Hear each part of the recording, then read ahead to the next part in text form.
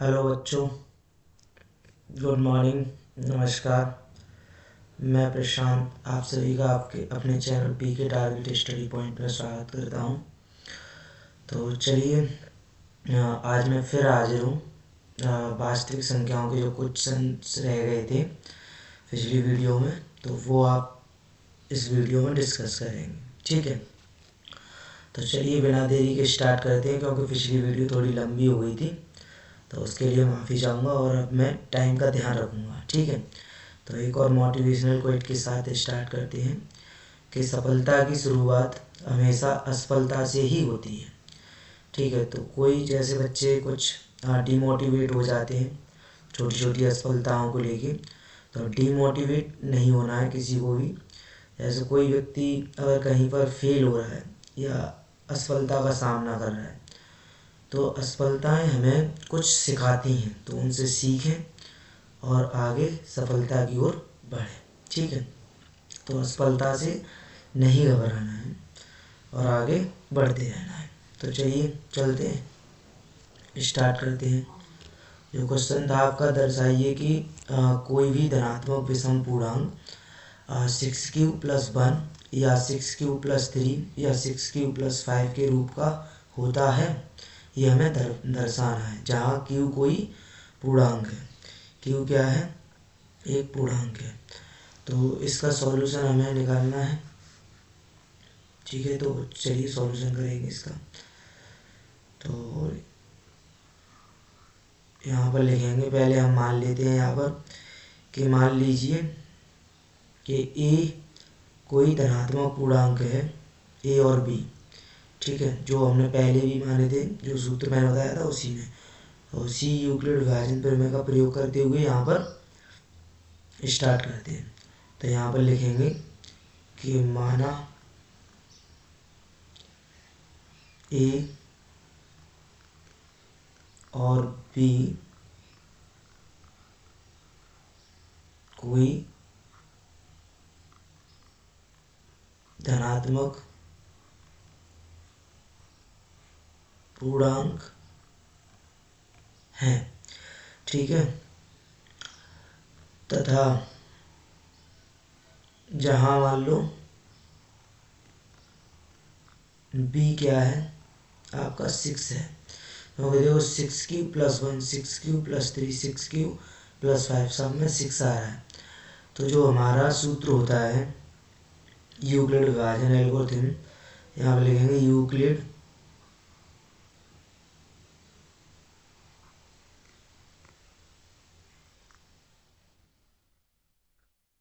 विभाजन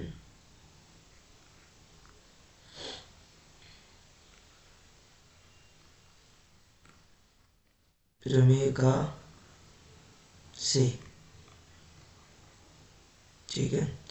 तो हम जानते हैं कि ये जो यूक्लिड विभाजन प्रमेय का है, वो तुम्हारी क्या होती है, ए बराबर बी क्यू + आर, जो मैं पिछली वीडियो में बता चुका हूँ। जहाँ जो आर है वो 0 के बराबर या उससे बड़ा होगा, या जो बी होगा उससे क्या होगा, छोटा होगा हमेशा, ठीक है। तो यहाँ बी हमने क्या माना है, 6 माना है। तो ए बराबर 6 क्यू + आर हो जाएगा ये, ठीक है। तो मैंने अभी यहाँ पर बताया है कि जो आर है तुम्हारा वो 0 के बराबर या 0 से बड़ा होगा या बी से छोटा होगा। तो बी क्या है, 6 है। तो 6 से ये छोटे नंबर होंगे और 0 के बराबर या 0 से बड़े होंगे जो आर के मान होंगे यहाँ पर इस सूत्र में जो हम रखेंगे, ठीक है। तो यहाँ पर लिखेंगे अर्थात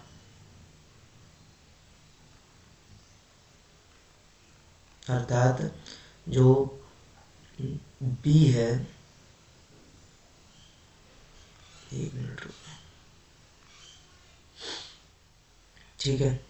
तो जो बी की जगह 6 आ गया अपना, और आर बराबर हम क्या लिखेंगे, आर बराबर हम क्या लिख सकते हैं, 0, 1, 2, 3, 4, 5, बस 6 नहीं लिख सकते क्योंकि जो r होगा वो b से क्या होगा, छोटा होगा। यानी r का मान b का मान 6 है तो 6 से छोटा आएगा r का मान, तो 5 तक हम ले सकते हैं।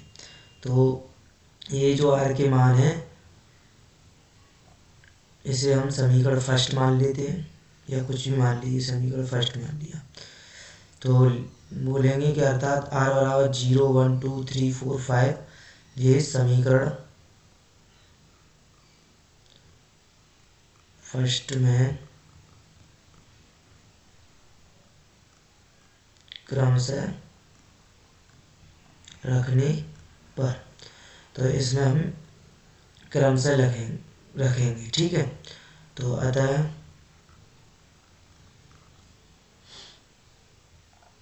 ए बराबर जो, अगर r का मान हम इसमें 0 रखेंगे समीकरण फर्स्ट में, तो ये क्या हो जाएगा,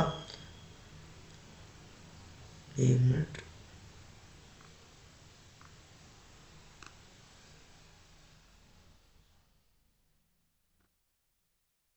r का मान इसमें रखो क्रम बाई क्रम।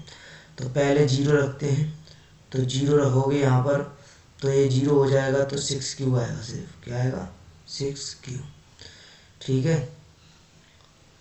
जो 6 है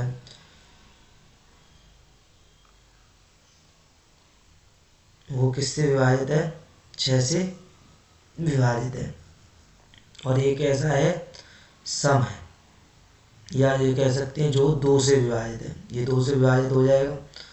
तो यहाँ पे लिख सकते हो जो 2 से विभाजित है, ठीक है। फिर 1 रखोगे तो क्या आ जाएगा, a बराबर 6 प्लस 1। अब जब ये 6 प्लस 1 आ गया, तो 6 जो प्लस 1 आया है ये 2 से विभाजित हो जाएगा, नहीं होगा। मान लीजिए कि 1 है, तो यहाँ से 6 1 6 और 6 और 1 कितना हो जाएगा, 7।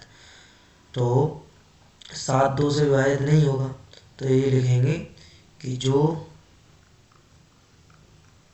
2 से विभाजित नहीं है, ठीक है। फिर ऐसे ही आगे करेंगे। तो आगे अब कौन सा मान रखोगे, 2 रखोगे इसमें, तो ये क्या हो जाएगा, a = 6 प्लस 2। तो यहाँ पर हम 1 मानेंगे तो ये 6 2 8 हो जाएगा, जो 2 से विभाजित है। तो जो 2 से विभाजित है, ठीक है। ऐसे ही आगे और रखोगे, तो 3 रखोगे तो 6 3 9 हो जाएगा, जो 2 से विभाजित नहीं है। यहाँ पर a बराबर कितना आएगा, 6 प्लस 3, जो 2 से विभाजित नहीं, ठीक है। तो ये यहाँ पर आ गया। पहले एक बार इसे समझ लो, मैं दोबारा से समझा देता हूँ। जब ऐसा क्वेश्चन आएगा बोर्ड पेपर में, तो यहाँ पर देखिए क्वेश्चन में लिखा होगा कि दर्शाइए कि कोई भी धनात्मक विषम पूर्णांक 6 प्लस 1 या 6 प्लस 3 या 6 प्लस 5 के रूप का होता है, जहाँ q कोई पूर्णांक है, ठीक है। तो जो q कोई पूर्णांक है, तो हमने मान लेंगे पहले कि a और b कोई धनात्मक पूर्णांक है, जहाँ पर b बराबर क्या है, 6 है। जो यहाँ पर q के साथ संख्या आ रही है वो किसका मान होती है, b का, क्योंकि जो सूत्र है वो क्या है तुम्हारा, यूक्लिड विभाजन प्रमेय का, a बराबर bq प्लस r। तो जो q के पास में आता है वो हमारा क्या माना जाता है, b माना जाता है, ठीक है। तो यहाँ से b बराबर पता चलेगा 6 है, तो b बराबर 6 रख लिए। r हमें पता है जो b होता है उससे छोटा आएगा, और 0 से बराबर या 0 से बड़े आएंगे अंक। तो b 6 है तो 6 से छोटे अंक मान लिए हमने, r रख लिया 0, ये तो r के मान रखते जाओ, यहाँ पर हमें पता चल जाएगा। सिंपल है, समझ में आ गया होगा सभी के। ठीक है, तो यहाँ स्पेस कम है तो मैं अगला पेज ले लेता हूँ यहाँ पर। ठीक है, तो अब आगे हमें कहाँ तक रख लिया था, 1 मिनट देख लो, 3 तक रख लिया है। अब आगे आते हैं, तो आगे रखोगे तो आगे ऐसे ही क्या आ जाएगा, a बराबर 6 प्लस 4 रखोगे तो ये 2 से जो 2 से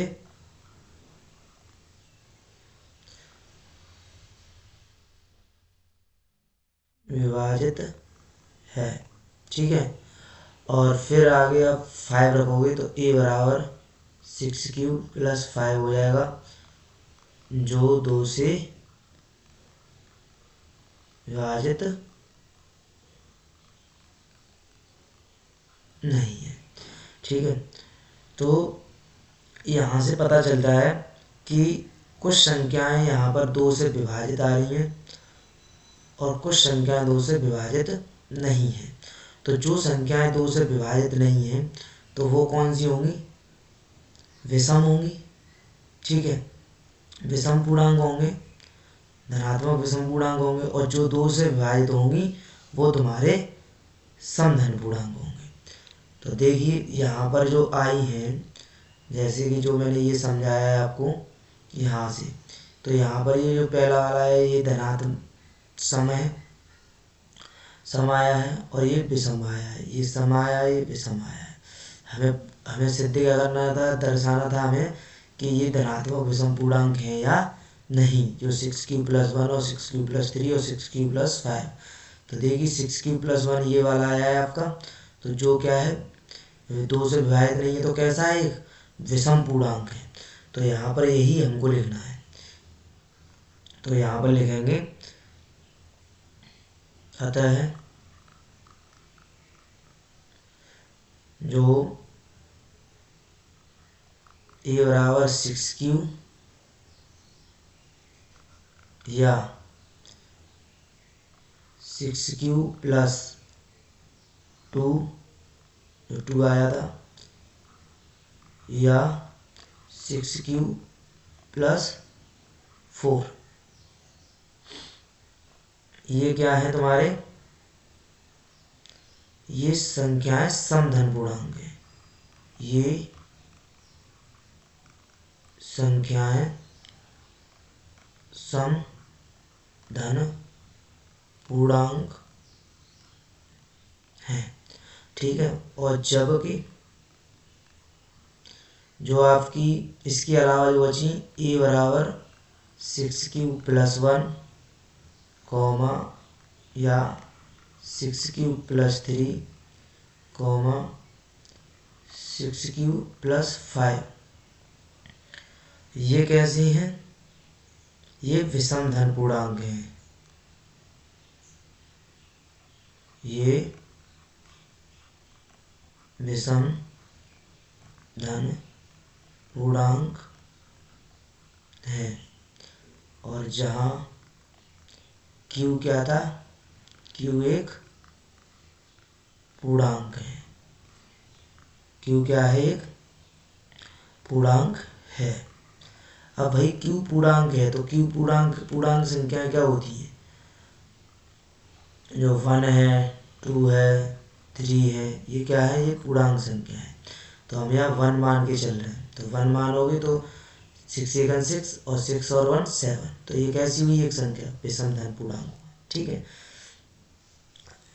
और यहाँ पर भी रखोगे आप, तो यहाँ पर भी 1 रखोगे तो 6 1 6 3 बचेगा, तो ये क्या है, विषम संख्या। या 0 मानोगे तो 0 हो जाएगा 6, तब भी 3 बचेगा, तो 3 भी कैसी है, विषम है।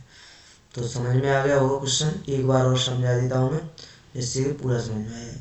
क्वेश्चन है कि दर्शाइए कि कोई धनात्मक विषम पूर्णांक 6 प्लस 1 है या 6 प्लस 3 या 6 प्लस 5 के रूप का होता है, जहाँ Q कोई धन पूर्णांक हो।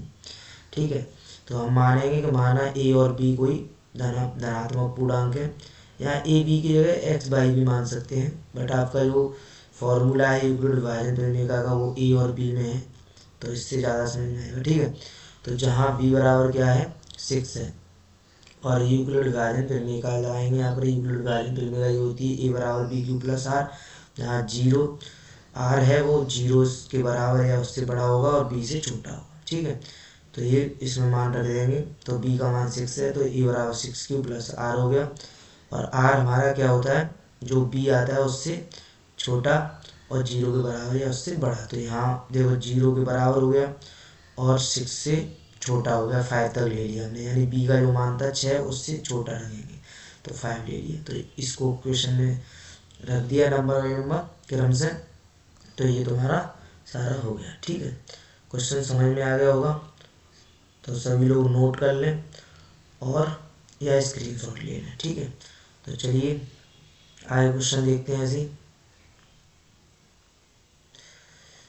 आगे क्या क्वेश्चन है, ये वाला है कि किसी परेड में 616 सदस्यों वाली एक सेना की टुकड़ी को 32 सदस्यों वाले एक आर्मी बैंड के पीछे मार्च करना है। दोनों समूहों को समान संख्या वाले स्तंभों में मार्च करना है। समान संख्या में मार्च करना है। ठीक है,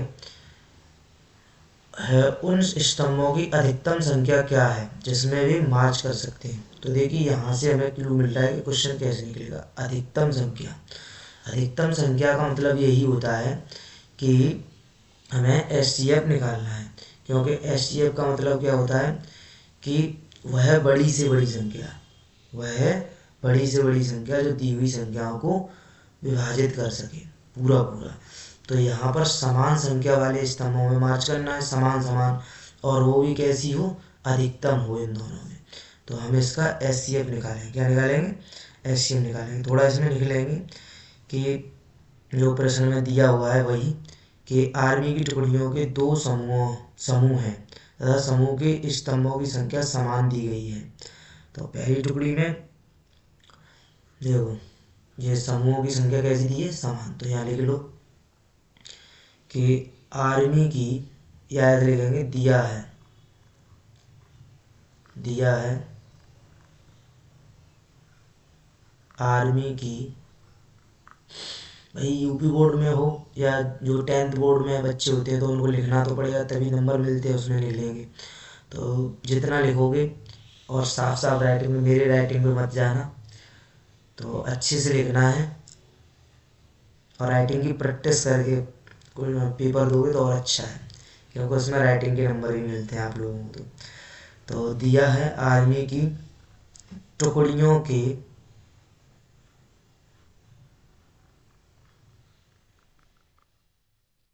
के दो समूह हैं। कितने समूह हैं, दो समूह। उसमें बताया है दो समूह हैं।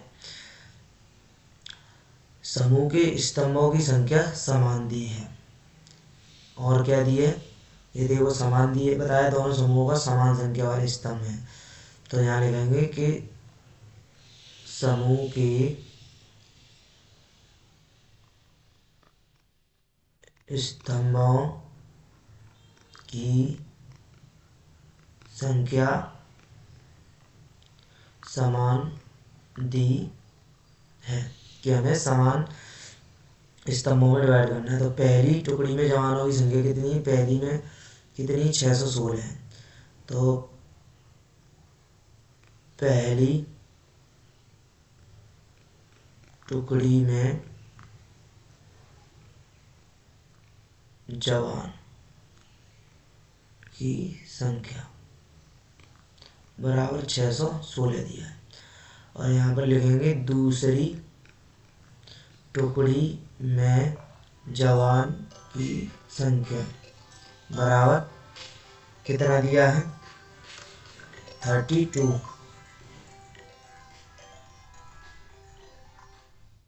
कितना दिया है, 32। सॉरी बच्चों, थोड़ा फोन आ गया था। तो कितना हुआ है, 32।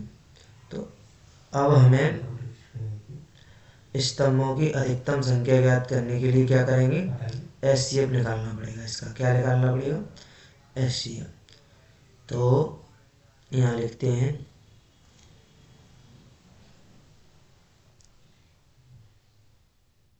स्तंभों की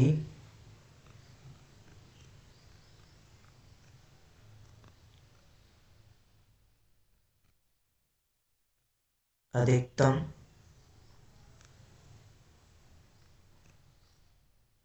संख्या ज्ञात करने के लिए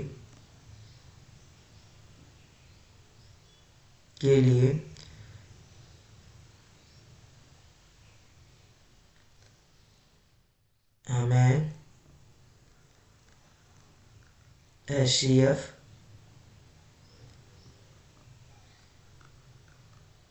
निकालना पड़ेगा। ठीक है, तो यूक्लिड प्रमेय का प्रयोग करेंगे।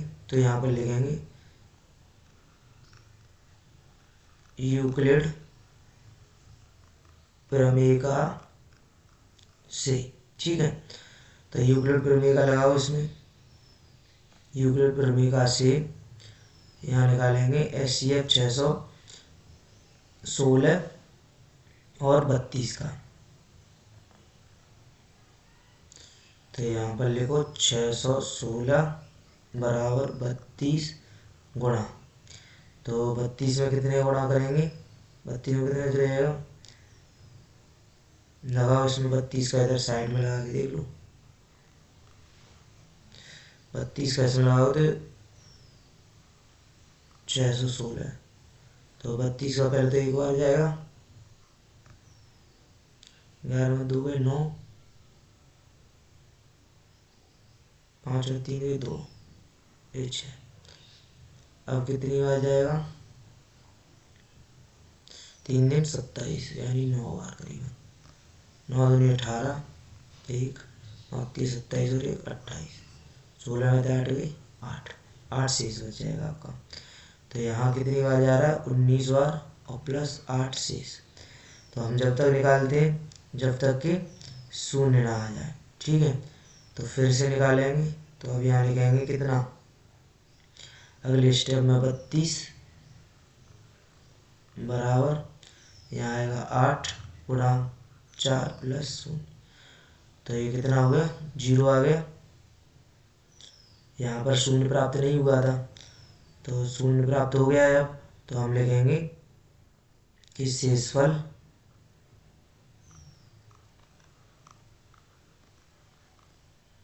शून्य प्राप्त हुआ है, अतः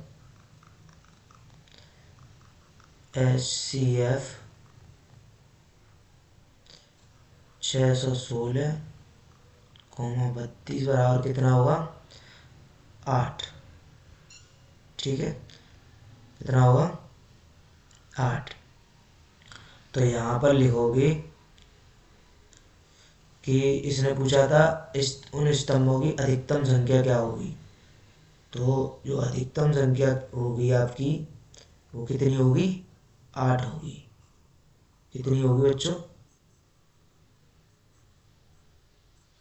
8।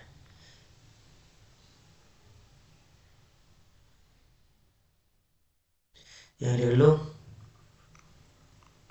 अतः स्तंभों की अधिकतम संख्या कितनी होगी, 8 होगी। ठीक है, तो ये क्वेश्चन ऐसे हो गया। ठीक है, अब आगे बढ़ते हैं।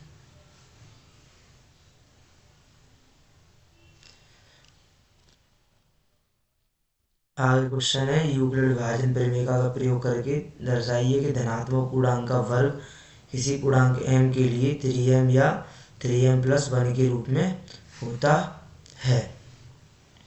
ठीक है, तो ये क्वेश्चन भी सेम टू सेम वैसे ही करना है जैसे मैंने आपको 7 वाला क्वेश्चन कराया था। ठीक है, तो इसमें मैं इतने ही क्वेश्चन रहने दूंगा क्योंकि वीडियो लंबा हो जाता है, फिर कल भी हो गया था। तो धीमे धीमे हम कराएंगे और धीमे धीमे मैं वीडियो को अपलोड करता रहूँगा। ठीक है, तो ये वीडियो मैं यहीं पर समाप्त करता हूँ। और फिर मिलूँगा अगली वीडियो में एक मोटिवेशनल क्विट के साथ, और ज़रूर मिलूँगा। ठीक है, तो चलिए चलते हैं।